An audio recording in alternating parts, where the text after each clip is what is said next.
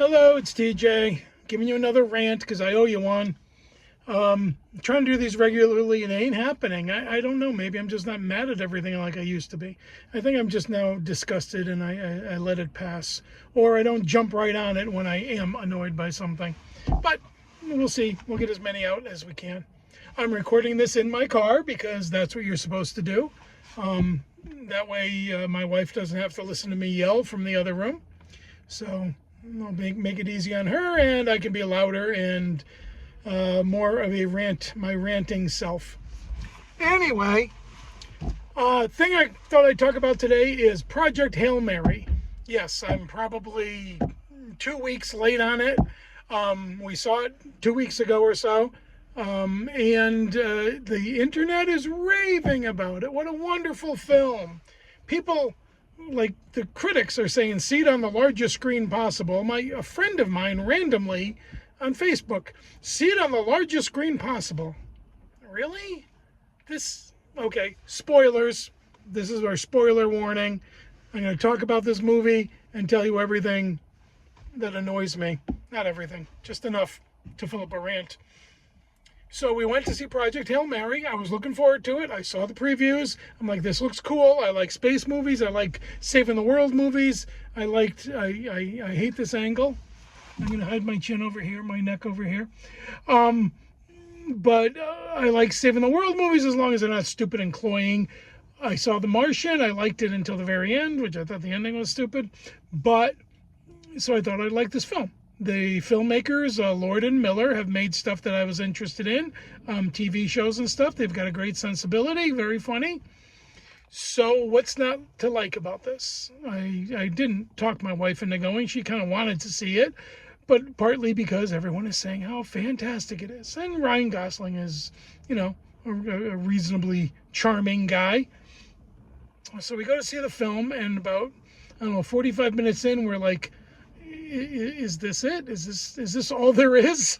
It just didn't seem it is overhyped. That's my takeaway. It is way overhyped. It's a good film. Interesting. I feel somewhat cloying. Okay, here's going to be the spoiler stuff. I'm going to give things away. We couldn't figure out why the guy wasn't trained to do the job. He should have had all this training ahead of time, but then we find out that he was kind of forced into the mission at the last minute. Okay, a little bit of a twist comes up right at the end. I didn't mind that so much. I felt it was a little bit of not giving the audience the information they knew, so I kept thinking, why doesn't he know how to do this? He should know how to do this. Didn't they train him? Well, they didn't, but they didn't tell us till the end. Ooh, big surprise. So, I don't know. I think I'll let that one go. That wasn't leading us on so much. They wanted to make that a little twist. The flashbacks slowly filled in the gaps. I think they were okay. Nora, my wife, really liked that main lady who ran the project and how she had no sense of humor, but she was pretty funny in her own way, having no sense of humor. But she also was, a war criminal. Forcing him to go ahead and do this when he didn't want to do it. I mean, yes, you're saving the earth, but you're on a one-way trip. So anyway, we watched the movie, and then comes up the buddy portion of it. I had read ahead of time that it's a buddy film, so I was expecting some kind of alien to come in. And Rocky was interesting. I liked that he didn't speak the language, but in 1 or 2 scenes, they fixed that so then he can communicate with them. I think it'd be almost more interesting if it were harder to communicate and he miscommunicated with them a lot. But they put some cute stuff in there. But I think that was it. It was a little too cute. And then when things happened where, again, spoiler, where Rocky saves Grace also a little too on the nose, Hail Mary full of grace. When he saves him, and then Grace is just waiting for him to wake up, I didn't feel there was any tension. We did not see how much Rocky suffered to try to save Grace and how he got himself back into his cage or whatever you want to call it, his breathing area. And then he was just laying there like literally a dead puppet. and I didn't see him struggling to breathe. I cry at Visine commercials. This didn't get me. I didn't, oh my God, we're going to lose him. I knew he was going to come back, and boom, then he just came back and he's 100%. Where is the recovering? Where's the Grace helping him out to get better? Where's Grace other than just watching him? I don't know, feeding him, wiping him down, keeping him moist or dry or whatever he needs to be. So, I felt that was a missed opportunity to show their connection. Everyone just gets better. And then, I can't even remember, it also has ending-itis. 3 different endings as far as I can count them. I thought once they figured out how to save the planet, boom, they're done, they go their separate ways. Then I thought once they went their separate ways, okay, something sad or whatever. And then he goes back to save them again. And okay, so you go back to save him. Well, now that's a death mission or whatever. I didn't want to see if you got to him or not. I wanted to see you try and give up your life for this alien. And then they make it back to Rocky's planet, and Grace is living happily ever after. What the F, man? 3 sappy, happy endings.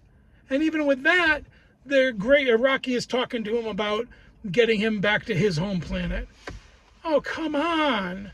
Can't you have, I was going to say, a realistic ending. Okay, you're not going to have a realistic ending in this movie. But I almost wanted to see a sacrifice where somebody lost something.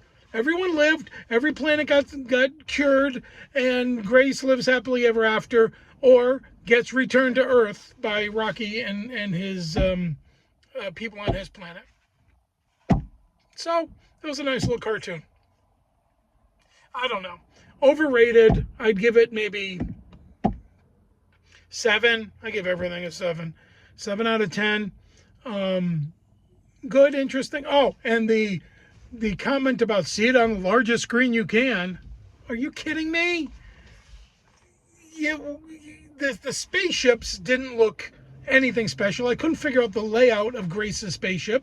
And then when he finally went over to Rocky's spaceship, I thought, oh my God, this is going to be interesting. I'm going to see all the dead people that Rocky came with, or dead Rocky people. Oh, Eridani.